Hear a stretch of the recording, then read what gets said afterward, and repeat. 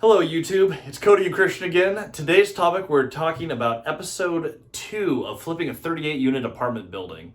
We have had a couple of recent updates, the biggest of which being we are renovating a few of the units. Cody, what are we adding to these units? So as of right now, we've gone through complete demolition of 3 of the units, down to the studs, and we're going to be completely changing the feel of this. Now, something that we've figured out is that it is a little bit difficult to culture shock an environment, meaning that you find a place that has a reputation, it can be really hard to change the reputation of that location. And so what we've had to do is we've had to do everything as good, if not better, than the brand new complexes that we'll be putting in around the surrounding locations. So we've gone down, bare studs, we're going to be doing granite countertops, like new everything, under-mounted sinks. It is going to be amongst one of the nicest places in Moses Lake, and our goal is to really change the culture. When people go there, they're like, wow, someone really cares about this. What we're trying to overcome is the property before we took it over, it had a homeless camp. We have them off now. It has junk everywhere. We have got a good chunk of that junk gone.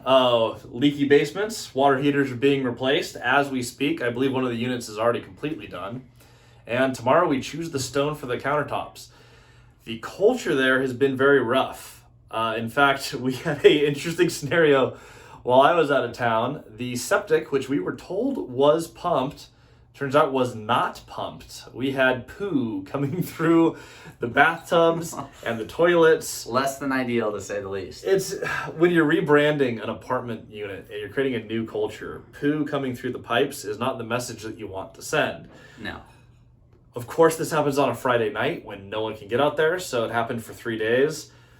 This is the type of stuff that you need to overcome. So we're gonna make a show of getting in new stoves to everyone, new fridges. We're gonna make these units excellent, but it's a journey, and that's what we're learning. It costs a little bit more and takes a little bit more time. It's a lot of effort to flip a 38 unit. And if you're gonna start doing this yourself, whether you do it with just a duplex, whether you do it with a 4-plex, an 8-plex, a 30-plex, whatever size of building, just understand that your number one goal, at least our number one goal when we're looking at something like this, is to completely shift the culture of the property.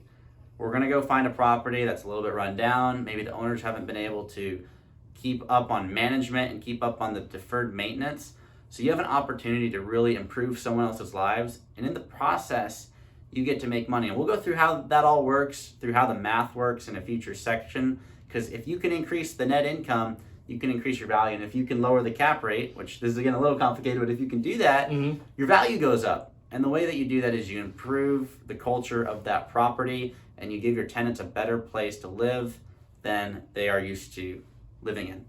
Yeah, and this one's a cool property, right? I mean, we control a high traffic corner of Moses Lake. We just learned that the city is going to pay us a little bit more than I thought to buy a little chunk of land from us. Our little sliver of land is going to help recapitalize some of our projects. But as the area comes up, especially on a 38 units is a sizable project for people our age, investors in the town are watching what we do with this. So the branding piece is really important. And at the end of the day, if you get anything out of this, as you start your journey, especially as a younger investor, we've talked about this in the past on this YouTube channel, but you want to grow your story.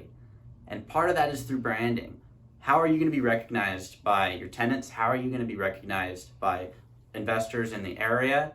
If you're going to be recognized as a slumlord, you're making more money, yeah, maybe in the meantime, but that branding is harder to scale. So if you give people the best place you can and you give them an affordable rent, it's going to allow you to scale up quicker. So just tip of the day, really focus on building a brand that you and your family would be proud of, because in return, your tenants are going to love living where they are and you're going to create a better space in the community. Last point I'll make, when you're using creative financing like we are, and people are watching what you're doing, if you do a great job with this and they see happy tenants, a nicer looking building, if you improve buildings and do a good job, sellers know that if you do a low down situation and they have to take the property back, they know the quality of work that you're putting in. They're going to be much more likely to work with you. A lot of reasons to do things right, but if you're going to do it, make a great place for your tenants to live. They'll stay and they'll love living there. It'll be good for them. It'll be good for your brand. It'll be good for your future business. it is worth spending the money to do everything right. That's what we're learning here. Follow along for next steps on how we're flipping an apartment building, what we're looking for, and we'll see you guys next time. Absolutely.